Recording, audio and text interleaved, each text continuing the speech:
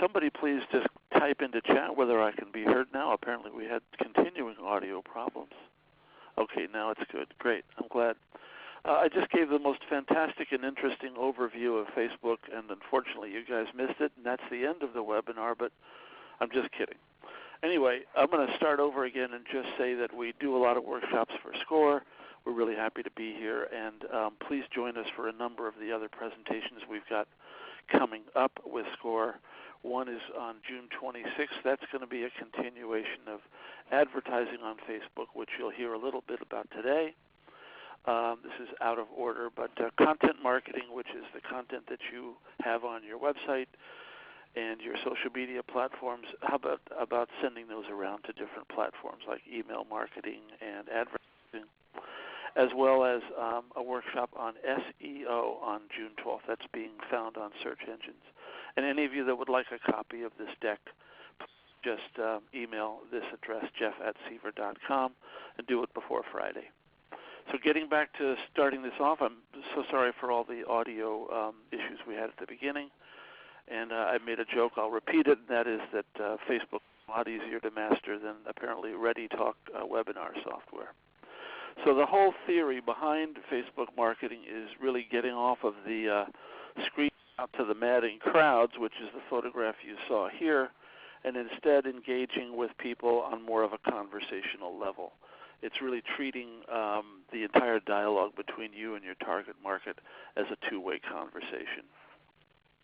Some of the cool things that we like about Facebook are the fact that it's amazingly personal. You can provide what are called social proof, which is essentially the next best thing to word of mouth in a digital form. If you're going to go look for a dry cleaner, a doctor, a lawn care guy, the chances are pretty good you're going to ask one of your friends or neighbors, and to a large degree Facebook allows you to replicate that sense of trust that comes with direct testimonials and referrals that come from people that know you. John, I'm going to turn it over to you at this point for slide 13 on ROI. You want to take that? Great. Thank you very much, Jeff. Assuming that everyone can still hear me on this line. If you can't, please let me know in the chat box. So one of the things with social media is that it has a very high return on investment, and that's because it is such a low cost to be part of it. Basically, it's time that you're going to be spending, and for the ads and other areas that we'll talk about, the relative cost of an ad, especially versus print or any other kind of broadcast, is very, very low. One of the things you may have seen in this past year is this referrals that Facebook is using, that if you mention in a post that you are looking for a referral or looking for ... it gets a special kind of post activity where people are able to do referrals and be able to directly connect to business pages. We also have John, just going to interrupt for a second and just people are talking about having difficulty hearing. You may have to turn up the audio on your own devices. I think we've got it cranked up as high as we can go. Sorry. Okay. Yep. And I'm cranked up as well as high as I can go. Hopefully you can hear me. I'll try to speak a little louder. The other potential is it has the ability to go viral. That means that people will share and will comment and like what you're posting. And the way that Facebook starts to recognize if something is of interest is the more people who are commenting or more people who are sharing, then the more likely that post will make it around to more people. When we as a business post, Facebook says that they'll take that post and share it with a percentage of our fans, and the more likely it is that people will share and comment, the higher that percentage will be. The other part of it is that it has a very low commitment rate. That means that people can interact with you on social media without feeling the pressure that they're going to be put into a sales situation, or that it's going to mean that they're going to have to spend a lot of time trying to understand or trying to communicate. And then the last part of it is that it's an immediate communication, which especially with the younger generations, they are looking for answers within a minute or two. Even waiting for email may take too long for them. So Messenger with Facebook is a very big technology part for them. And we're going to talk about Messenger a little bit more as we move along, because it's actually going to be a giant part of Facebook's future. You might say whether we like it or not. Yeah. One of the things also with Facebook is that it's very easy for distribution, and that means that it can be found on multiple types of devices, everything from your phone to your computer, your laptop, to even on TV. They are integrating into smart TVs now for direct Facebook use. And you'll also see probably the commercials that show the tablets where Facebook members are able to communicate directly with each other in a FaceTime type of scenario.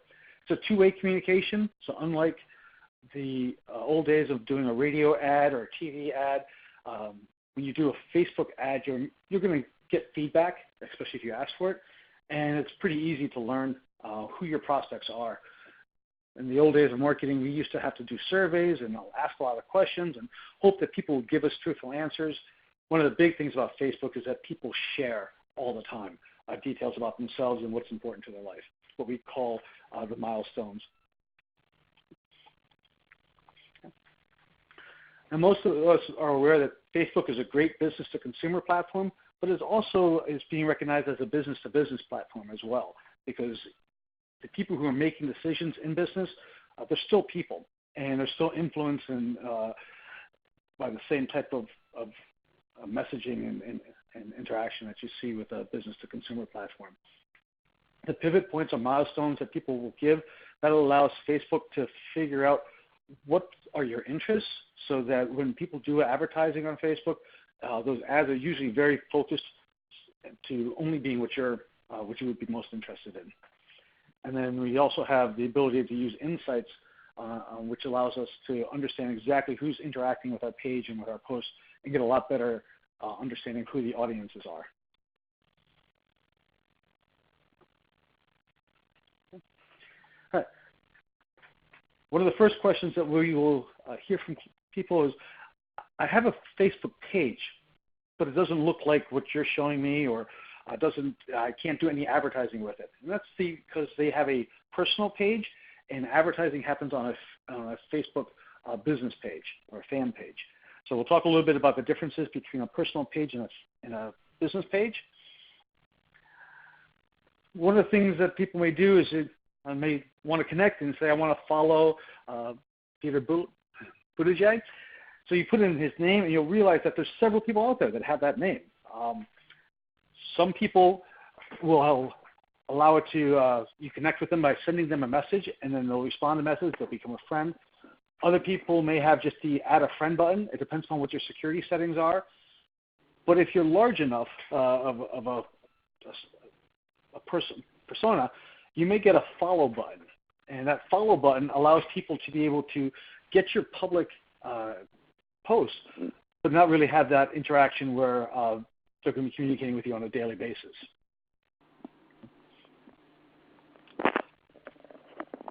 And really, anybody who is on Facebook can have some kind of either add as a friend or a follow button, including Mark Zuckerberg, who started Facebook.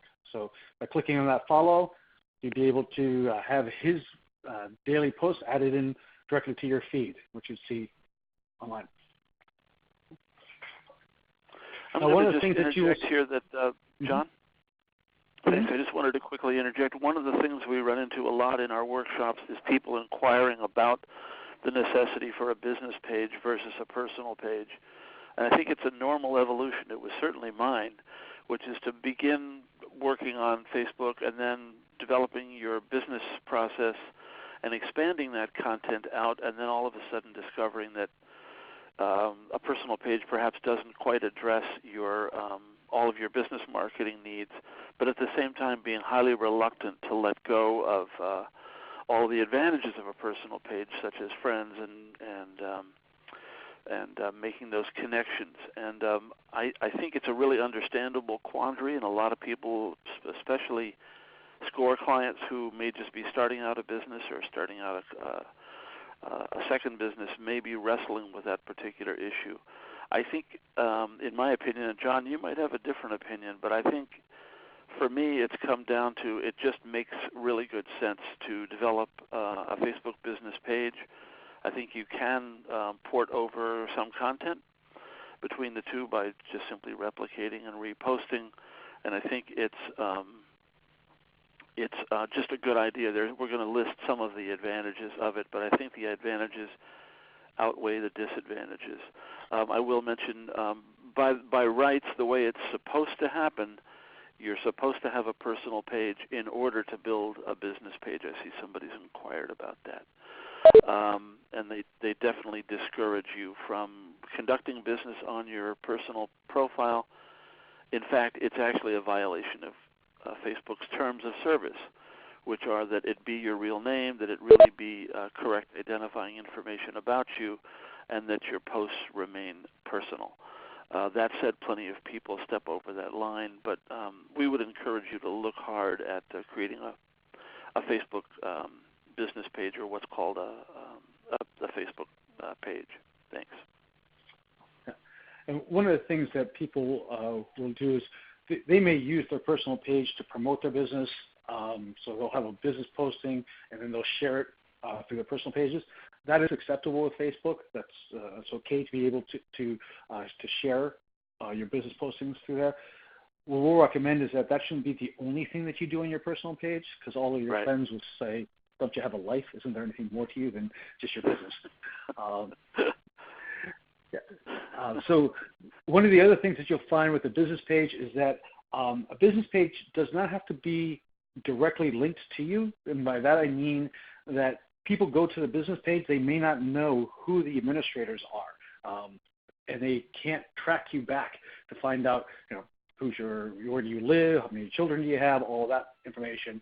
Where if they are connecting with you on your personal page, most of that will be shared, whatever you've made public on there. There's also the question about Facebook groups and other areas of Facebook. Each of these have their own unique reasons for them. A group is more that it's not being controlled by one messenger, meaning that multiple people in the group are able to post things. And we usually find that it's social groups or social entities that will do that, Chamber of Commerce's or such, and where they're looking for more of that engagement happening than you'll find on a Facebook page. The other big thing with the Facebook page that's different with the personal page is the whole concept of insights, of advertising, of creating events. All of these things can only be done on the Facebook page itself, on the business page, not on the personal page. And we'll show you some of that stuff in just a little bit. So one of the things on your business page will be this main button, and typically that button will be a contact us button, or it may be a schedule an event, buy now, so forth. You have the ability of making changes to what you want that button to say. When you first set up your page, that blue button will show an add button, and when you click on it, you'll end up getting, Jeff, you're doing it? Okay. You'll end up getting a listing of different types of things that you can do. Book with you, contact you, learn about your business, etc. Many times we'll want to come up with our own custom button or information on there. Most of the time, Facebook doesn't give you the ability to select anything but the list that they have. And especially when it comes to trying to take people from that Facebook page to something else. Say that you wanted to, have a buy now button that would take you to an e-commerce store. Facebook isn't really going to promote that, but you can create products in your Facebook page and have the buys work right through there. So in this particular case, we chose add a button. We selected contact you, contact us. Then the contact button miraculously appears right there. And as John mentioned, there's a bunch of other selections. Depending on your business and how it works, if I was going to recommend one thing, it would be to be able to be contacted. That's one of the real advantages that Facebook allows that some other social media platforms do not, which is a direct form of contact that bypasses the platform itself. And the typical way that the contact works is that if you click on contact, it will open up a Facebook Messenger, which is basically like a chat window. You can have your phone number listed in your About section, but Facebook has not connected the Contact Us to automatically call you on there. Although that probably will be something they do as they start integrating this the live videos timing with it. And you can direct to the website. You can link to the website as well.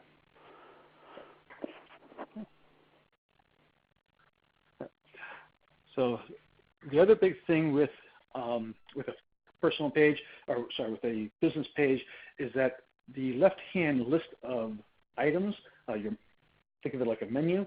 You can select which menu items that you want to have on them. They're called tabs in Facebook. And you can select which tabs you want to have showing. You can select the order of them. They give you a lot of different versatility with it. And there's also third-party plugin developers that will you can add into your fan page and then be able to have additional tabs right on the side. So if you're looking at the tabs and you decide that you want to change things around a little bit, you would click on the settings up in the top right corner, and then that would bring you to this crazy page that has all your information about your page, and select the templates and tabs. And then through here, you'd be able to say what types of tabs you wanted to have. The default tabs will change a little bit based upon what type of business that you offer, but you can click and drag these tabs into different orders. You can change what the settings are behind them, where you want people to go when they click on these tabs, etc. A lot of different options for you. I'll just mention that one of the things that's really crazy about this particular interface, obviously, is the degree of complexity. But if there's one thing that Facebook does really well that a lot of other social platforms don't do well, it's help files. I would recommend everybody pay close attention to that word help in the upper right corner. Click on it and type in what you're dealing with. If that doesn't work, there's nothing quite like going on to Google and just typing in regular street vernacular, how do I, fill in, how do I select the right tabs for my Facebook business page, etc. And there's just a ton of information out there. But luckily, Facebook's help files are not so bad. One of the other nice sections that a fan page has is the ability to show or accept reviews. This is the social proof that Jeff was talking about earlier. And you'll see the third tab down shows reviews. If you click on that, we would end up going to a page that would show the features for you, where you're located, and how many star reviews you would get. People would be able to just type right in there what their feeling of your business was, and will show automatically. That can have a little bit of a fear for some people that they can't control what's being shown. And what we have found is that every business has both positive and negative reviews, and the way that you respond to your negative reviews says a lot about who your business is. More people who see a good response to a negative review have a good feeling about the business, that they care, that they're working to improve, that they want to do the best by their clients. So we recommend that it's better to have a bunch of 5 stars and maybe a 2 or a 3 star rather than have no reviews at all.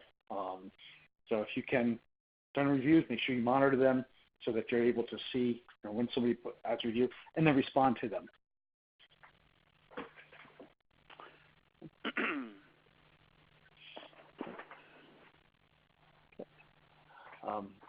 So the other nice thing is in the About section, it can show exactly how far away you are to that business. You can get directions directly from there. If you're on your mobile device, it can actually give you step-by-step driving directions. Okay. Another big area is the fact that you can post events directly onto Facebook.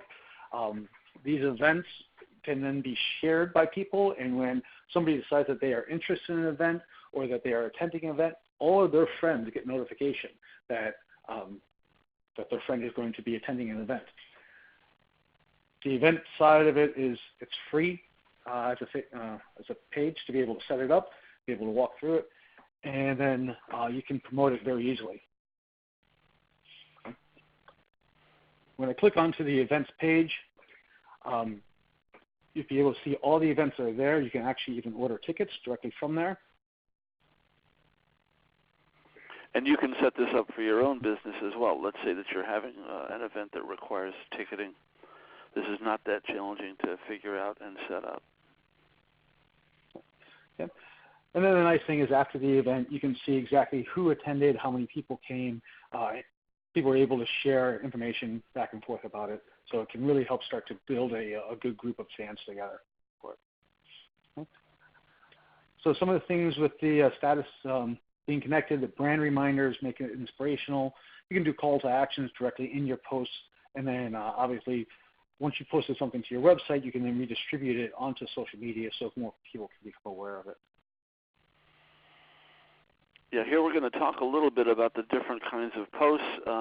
The real key thing here that makes a post absolutely resonate, in my personal opinion, is that it really be saturated in the authenticity of who you are. It's really important not to try to fake people out, not to try to bait and switch them, not to do clickbait or pretend you're something that you're not. The most important thing that I think you can do as a litmus test for preparing a post is to say, is this really genuinely who I am? Is it part of my offering? Is it authentic? And is it providing a meaningful service to people? John, you want to take this part, just the title and descriptions on these different posts? So this would be part of the sharing the content. So either content that you come across or content that you have on your website. You want to get it out to your audience where they are, being on Facebook. So you would take the link to the piece of content, paste it into the post. Facebook will go out, would grab the featured image and a little bit of information about it, and then you can change the post around to give it some kind of title and just show what the concept is of it. People would click on that link or on the picture, and they would go directly over to your website and be able to see the content directly. Some other ways of doing it is to make it more of a informational. It's still linked to the website, but it doesn't make it as obvious by having the link built into the post text. And there people will be able to see it, to give a little bit more of that summary, understand, read it, and then they would click over to it. Now, in this particular one, we're just go ahead, John. Yeah. So what Facebook really wants people to do is they want to have engagement happening. That means people commenting and talking back and forth. So having a post that you are asking a question, such as in this case, who wears it best, the little black dress, it's getting people, it's asking people to comment on the post. And this will increase your shares and increase the engagement that Facebook is seeing for your posts. By the way, we're seeing a couple of people logging in on the chat to mention that they're having trouble with sound. Again, we'd encourage you to try using your phone. Dial 303-248-0285 and enter the code 2531077. See how you do. Thanks. This is I just want to mention, this is a great example of a visual that's more personalized for your individual business. We're constantly encouraging our clients to develop this kind of content. People absolutely love it, and the click-through rates are enormous for generating attention and follow-up in our experience. So you're creating a small white paper on an area of expertise, simply posting, let's say, a compelling cover of that white paper with a bold title, and putting that up on Facebook, and then allowing people to click straight through. So you're generating traffic, you're generating attention, and most important of all, you're generating something that will stick in the minds and the memory of your target market, because they're going to download this stuff, hopefully, and be looking at it.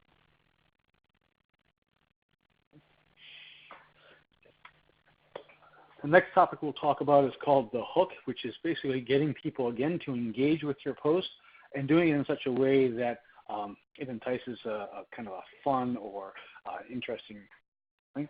So Fancy Feast, which is a cat food manufacturer, tells you there's one word, my cat gets them excited for the most blank. They've had 407 people comment and answer that blank, and as a result, we got a lot of sharing.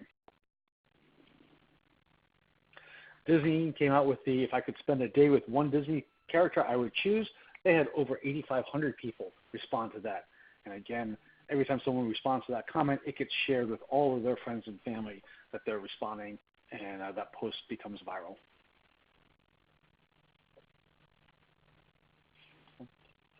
In this case, this was for a contest for a race, and again, there was the hook for enter to win. People would then be able to respond just doing a comment, and then that would get shared.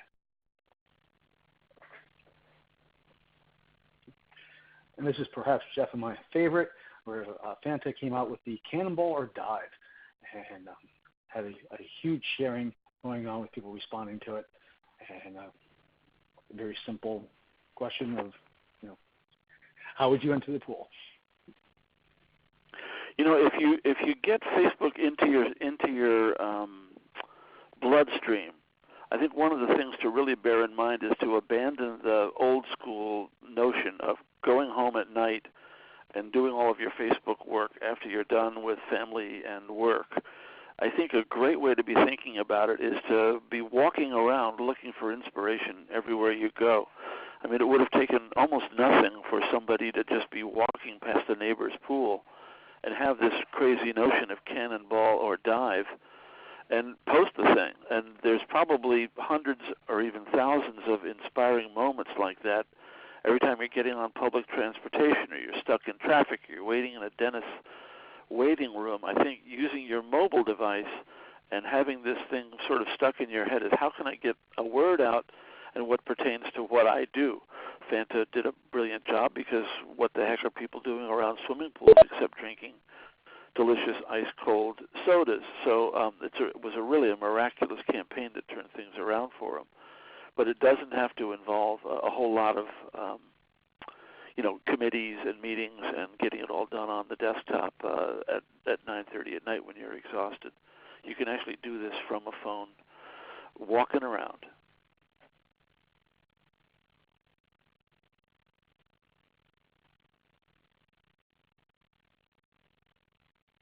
John, you want to take this one? Sure. Yep. So then we also get some of the targeted posts. These are posts that are going directly to people who have an interest in a certain area. So you want to imagine that you're speaking just to somebody who really was interested in your system. Make sure the picture is very visual, so people can quickly identify and understand exactly what they're looking at. And then those people who are most interested in it will click on the Shop Now button, where the rest of the people will just scroll past it very easily. These are also some of the best. Sorry, go ahead, Jeff. Go ahead, John, please. These are also some of the best posts to be able to boost or to set up as an advertisement, where you can really target the audience who's going to see them. Just wanted to mention to folks, because we got a late start, we'd like to run until 10 after the hour. We did post that in the chat box, but I don't know if everybody caught it. So we are going to run a little late to try to make up for the fact that we had some technical problems at the beginning. And please bear with us and stick around. One of the things that Facebook provides a really unique opportunity is catching what we call pivots in marketing. Another way to express that is just simply life changes or experiences that people are having that make them a potential target for your company. People are announcing engagements, pregnancies, graduations, new homes, new cars, new relationships, and every one of those provides incredible marketing opportunities for the rest of us. Yeah, here's one where folks are, if you're an electrician who sells generators, I'd probably want to reach out to this particular woman. So it's really a really unique thing. It's never happened before, if you think about it, in the history of marketing and advertising. So great thing to bear in mind. We're going to talk about audience builders. So originally what we with Facebook, people thought that, okay, they had to monitor all the posts that were out there to find these pivot points and find out when something was going to happen. And what Facebook realized is that they could build up a data set of people based on the things that they were sharing, and this would become big data for Facebook, that you could now say, I want to target people who have mentioned electricity, or I want to target people who are going to be pregnant or going to be moving into a new house. And because of that, because Facebook has monitored all the posts, they're able to say, here are people who fit into those categories.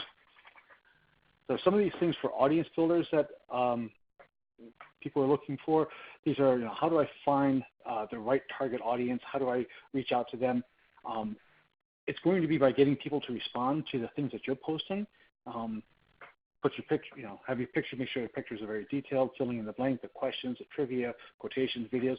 The more things that you're asking people to respond or comment or share, the better, the easier it is to figure out what your audience interests are. If we were going to recommend one particular slide for you guys to pay very close attention to, I would say it's this one. Any one particular one of these could be a phenomenal set of inspirations for. Give you an example. We had one client who was very uptight about their marketing because they knew that they were moving their location and didn't know how to go about, transferring over all the marketing effort that they put into. They were closing one place and opening up another one. And we said, why don't you just set up a time-lapse photograph of the move? The move is the process that you're going through. We've all been through it. And they set up, a daily check-in to show how things were going. And like all moves, it was nightmarish and identifiable and turned out to be a fantastic promotional builder for them. So if you've got an 11-year-old in your family with an iPad, you could have them come in and shoot a behind-the-scenes of how you actually do what you do. For if you're a caterer, for example, what a phenomenally fun thing that would be to spend 15 minutes watching what goes on behind the scenes, or maybe not in catering. So just bear that stuff in mind. I think that's a really important slide to We're going to talk a little bit about timeline covers. A lot of folks sort of just blap up the first wide image they can think of and then let that be. But instead, we would really highly recommend taking advantage of that cover photo. Unless you actively go in and change the settings in Facebook, every time you change that image, it actually goes out to your followers and fans. And so it's a sort of a discreet way of broadcasting out without actually having to even post.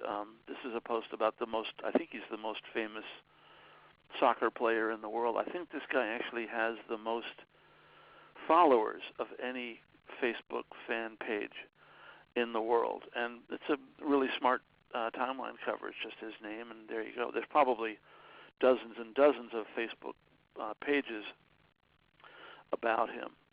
Another one that we recommend is to create a portfolio of your own work and swap that out on a daily or weekly basis, for instance. Or perhaps if you're involved in an event, putting an event promotion right in the top of the timeline photo rather than relying on posts or even boosted posts. This is a really cheap and easy way to reach out to everybody. You can make it based on seasons and plan on swapping out your timeline cover every time a season switches. And you can also, then turn around and use those same techniques and turn them into posts as well. So we're going to switch over and talk about page posts right now. And the one question we get the most is what's the most engaging? And we're going to walk through a number of suggestions for that. And the one thing we would caution you is that depending on your business, depending on your followers, it might really be different. It could be different for different aspects even of your business. So keep that in mind. What works one place may not work in another, and what may often, let's put it another way, what surprises us a lot is what really catches on virally. We can't always predict. So these are the key things we recommend is keep it short. Make sure it's original, of course. If you're providing a service, you're looking for something that personally resonates. And the last one is kind of a joke. We're saying cats, babies, and puppies. I think it was William Randolph Hearst that said, give me a beautiful woman and a baby and I'll sell anybody a magazine. But it still happens to be ridiculously true that those things just pull in tremendous amounts of visual attention. They're very compelling. We'd advise you to stay far, far away from anything that resembles, hold on, the slide's not going, there we go, that resembles clickbait. If you guys don't know what that is, that would be, a headline that says, the single most dangerous food in your child's cafeteria or something, and you click on it and it's, high cholesterol, who knows what. But essentially you realize, these guys just tricked me into clicking on this thing, and it's actually not meaningful content. It's just nonsense and scare tactics or whatever. So we have huge results when people get more visual. I see a lot of folks in business pages relying on the spoken word, and it just doesn't work anywhere near as much. People don't tend to read on the internet. They tend to scan very, very quickly. They're moving down. You got to grab them in a short amount of time, and there's nothing quite like a photo, or even way more so, a video in order to do that. There's nothing quite like gossip. It absolutely provokes tremendous amounts of responses. We encourage you to pose questions rather than answer them. One buddy of mine, he's an artist, and he comes up with these wacky things. They're called the long list of bad names for. And every couple of days he posts a brand new one. The long list of bad names for movies that should never have been made. The long list of bad names for, cars that don't work. And people respond by the hundreds, and the responses are absolutely hysterical, and his likes and followers reflect that. John, you want to talk a little bit about Facebook Insights? Yep. Okay, so Facebook Insights is really basically learning everything that's going on your page. So we'll talk about people who like, who comment, who share things. This gives you an idea of what kind of content is going to be most successful with your audience. Okay. The way that you access it is at the top of your Facebook page. You'll see a menu bar, and there's Insights. By clicking on that, it brings you to, again, this long list of menu items and these boxes, which are overview. Basically, we'll say in the last 7 days, how many actions are on your page, how many times was your page viewed, how many people did your post reach out to, meaning it showed up on their feed, engagements, and so forth. You can change the page summary length from 7 days to 28 days, but it's if you want to get a very tight time frame or an exact time frame, there you have to go to an exporting of the data, and then you can export it out so that it can show up in Excel. Okay. If you click on the page views, you can get more information about the total number of views, the people who viewed. You can separate people by age, by gender, by country, by city even, by type of device. Okay. And then you can also look at what your top sources are for where it came from. If you look at the likes, you can see what has been your total likes, net likes, pluses, minuses, what kind of pages the likes have happened on. In your reach, you can figure out what days of the month you're getting the best reach, and it will also show you what the organic, this is the natural reach, versus your paid, these are your ads and your boosted posts reaches are. And you can also find out who's been doing any kind of comments, sharing, what kind of reactions they've had, love, likes, and so forth. Again, to get a good understanding of your audience and what types of content is engaging with them the best way. Okay. You'll also find out if anyone reported you as spam or decided to hide your post. And then you can also look and figure out from your fans, again, percentage of men versus women. These are the people who engage with your posts. You can figure out what cities they're in, what countries they're from, etc.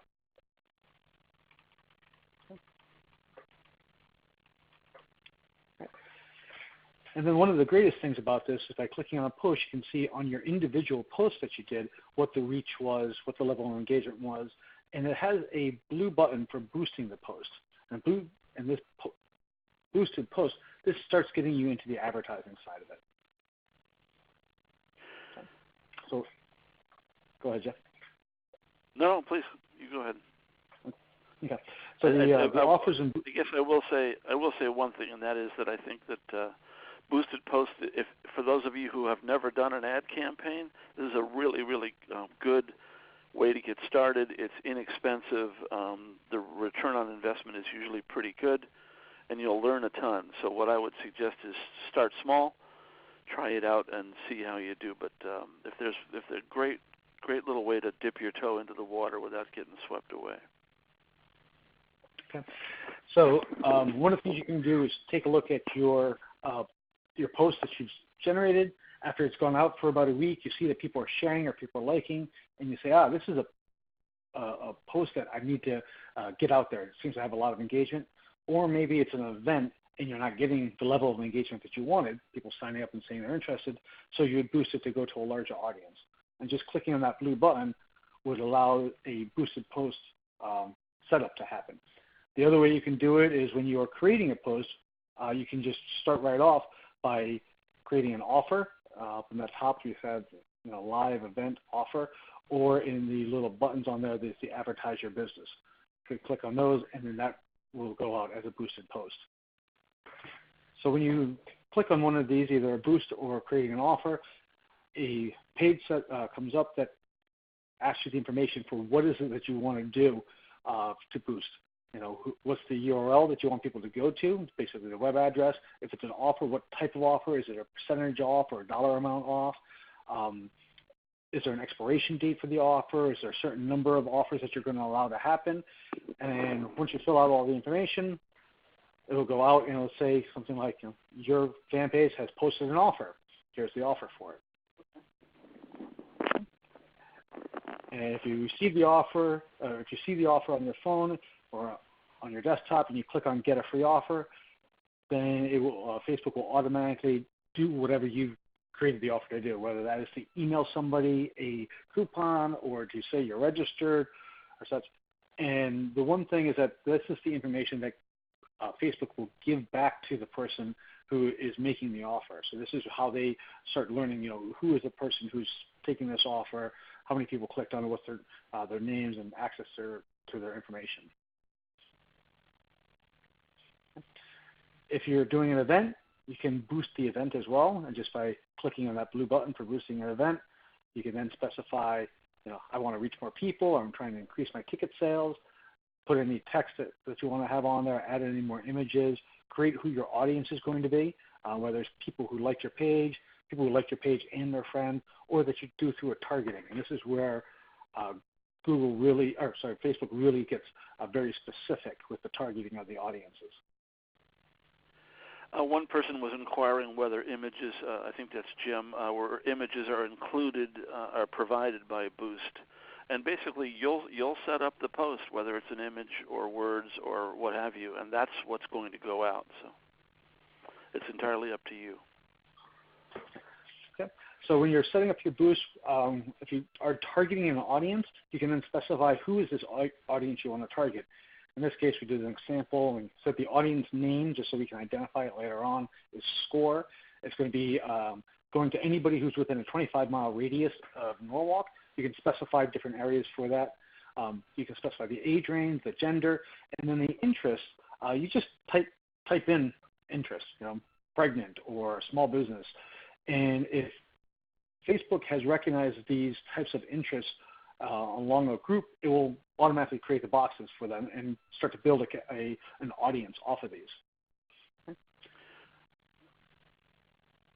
It's absolutely remarkable. I'll just mention that there are very few advertising platforms that I've seen, and Facebook's kind of famous and infamous for this, that provide the level of granular, as they say, detail on a target market. It's absolutely crazy. People that have purchased an automobile in the last 18 months who are 24 to 28 years old, making more than $125,000 a year and living within 2 hours of Cleveland. It's crazy how far down you can get into this. And you get to see before you spend the big dollars on what it's going to cost you, and then you can measure very, very accurately whether or not the thing worked. Tailor it and try again. So when you've done a boost, afterwards you can see how many people it reached, what people did on that boost, how many people liked it, clicked on it, and so forth. So these are all things that that you can do with your boosted post. You can also see the same type of information through insights on your page for just a regular post. Some people may say, if I share this now with my personal page, or if I share it through groups, can I also get the same kind of information? It doesn't show up the same kind of way, and it's not as tightly controlled. And I also say that when you're sharing in a group, be very careful what the group rules are, because the administrator may kick you out of the group if they think you're being too self-promotional. Now, when we get into the advertising, this is more than just boosting a post. It really gets into the details of how do I get more traffic to my website? How do I increase my event attendance? I want to generate leads. I want to actually get an email with the person's contact information, or have them be able to download the content immediately. So when you do an ad, you first tell Facebook what is it that you want the ad to do, and based upon what you select here, it will start to put together the wizard, the step-by-step instructions based upon what they think you're trying to do. Okay? Now, the placement of the ad will show up in different ways. You can specify for a desktop, do you want it to show in the feed or the sidebar? The feed means that it will scroll, so someone could see it and then scroll past it. The sidebar means it usually will stay there for some significant period of time. We do find that people engage better with being in the feed, but again, it depends upon what the awareness attention level is of the visual graphic or image that you're using. So if it's something that's going to really attract attention, the feed works very well. If it's something that is more subtle, then the sidebar will work well. Whichever one you choose on a mobile device. Yeah. Go ahead. Sorry. Whichever one you choose on the mobile device, it just shows up in the feed. We've had some inquiry about crossover with Instagram, and that is available. It's not automatic. In other words, if you boost on Instagram, it's not going to show up on Facebook, but there are ways to select it. And I will say that in my experience, it's been problematic. I haven't seen it roll out smoothly. We've had hiccups, bumps, and confusion and difficulty with billing and charges on it. So I'm not crazy about the system. And I think Jon is right also about promoting through groups. I think you have to be very, very mindful and careful about how you do that. And it doesn't give you any insights at all. You can't find out later on how you did in a granular way in order to readjust and resubmit. Okay. So this is an example of basically it's a coupon ad. It's set up to go into the news feed, and there's multiple different ways that New York Times could have done this. In this case, all they're doing is they're linking it to their website. So if you click on anywhere on the ad, on this post, it will then jump over to the website, and people will be able to subscribe there. They've also had it where they had a subscribe button, and when they click on that, you could fill out the information right in Facebook and be able to get it. They've tried different ways to put it through. Okay. On the sidebar ad here, again, we're using more of a visual information. Still can have the discounted amount and such, or it can have it download the ebook. Okay. And then on the click-through ads, again, this is showing the New York Times. When they clicked on it, it came right to the page that allowed people to subscribe and make choices. So when you're targeting your ads, you can, again, we showed target by location, by demographics, by language, by interests, behaviors, their connections. You specify exactly what you want your targeting placement to be, and it will then give you what the estimated reach is of how many people Facebook says will probably see the ad that you're placing. You can then set up either a daily budget or a total lifetime budget, your schedule for how long you want it to run. And then you can also create a custom audience. So one of the nicest things is that I may have an email list that I've gathered over 5 years. I could take that email list and upload it to Facebook. Facebook will look at all the emails and say, do we have members that use these emails? And if so, we'll create a custom audience of those people, and any ad that you want to place on Facebook will only show up in their feed. So it's a very nice way of being able to take a customer list or an email list and have ads just going to them. Maybe it's people who they did not complete a cart purchase, or people who purchased from you 5 years ago but haven't purchased from you since then. So a lot of different ways that you can target a custom audience based off of this list. You could also put a piece of code on your website, and anybody who's visited your website, you can now create them into a custom audience. Obviously, your Facebook fans. And then the last one is that you can do a lookalike audience. So you can say, here's my customer list. I'd like to find people who are similar to these people. Facebook will take a look at all the different characteristics of the people who are in that customer list, build up a kind of a persona, and then say, do we have other people in Facebook that match this persona? And then we'll allow you to be able to advertise to 1% or 3% or so of those people. We're going to wrap up in just a couple more minutes, and we'll, I think we may have used up the question time because we've been answering questions as we roll along. But go ahead, John. Yep. So retargeting, these are ads for your custom audiences. So these, by retargeting, what that means is that you've already had some kind of contact with them. Either they came to your website, or they already purchased your product, or they've got a quote, and now you're going to give them another ad. I'm sure people have run into this where they were browsing on Home Depot, and next thing you knew, that shovel that you were looking at Home Depot was showing up throughout the web, everywhere you go. Those are called retargeting ads. Facebook makes retargeting very, very easy to do. Allows you to retarget ads to all your fans, anybody in your contact, any kind of similar audience. The next thing is the Messenger. This is the chat and text feature for Facebook. It's becoming very popular for businesses to use this as their customer service line. So people right in Facebook could be able to, they came to your fan page and a box comes up saying, if you'd like to schedule an appointment, or if you want to, ask a question, please type it in right here. And then you're able to communicate with it. John, do you want to take it? Oh, actually, this slide is very appropriate. You want to just sort of fill people in on your sense of where things are going in the upcoming massive Facebook UX UI change? Yeah. So so Facebook is trying to get away from people being voyeurs and more being engagers. What that means is that they want to see people communicating with each other. That's where this whole tablet communication has come from. And Messenger is going to be a very large part of that. They're really promoting Messenger as the new way for people to communicate. You don't have to use email. You don't have to use your WhatsApp and all the rest of it. Just go right through your Facebook Messenger, and that's going to be more and more integrated into the platform. We're also seeing that the concepts of stories, these are posts that you're able to put out there, more in long form or more detail, and they disappear after 24 hours. So it's, again, much more timely and so forth to be able to just put something for a little while, and it's just being able to communicate about this point in time that I have. It's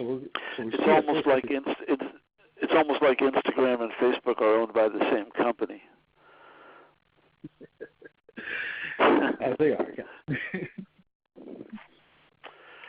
So go ahead, John. You had something else you wanted to add to that? No, go ahead, Jeff. Yep. Just going to say, that's the end of our presentation. We really want to encourage you all to please join us on Wednesday, May 29th. That's next Wednesday night, not tomorrow night, at the Norwalk Public Library, where we'll be talking about content marketing, which is essentially taking the very same content we've been talking about all day long here today and finding ways to integrate it into your blog, into email marketing, into all the different social media platforms, and into your advertising campaigns. So there'll be a nice overview of that. Then 2 weeks after that, we'll talk about SEO in the same location. And 2 weeks after that, we'll talk about Facebook advertising and Google AdWords. And I hope you'll all join us. Steve, you want to take it from here? Yes, Jeff, thank you very much. And John, thank you very much for carrying a heavy part of the load today. And since Jeff's done a good job of setting up future events, just a reminder that our next webinar is on June 4th, and it's Essentials for a Great Website. I think, Paul, you were asking about that subject. So 2 weeks from today, same time, same station, we'll be doing that webinar. And again, for those of you that have asked, this webinar will be posted by the end of the day, both audio and slides.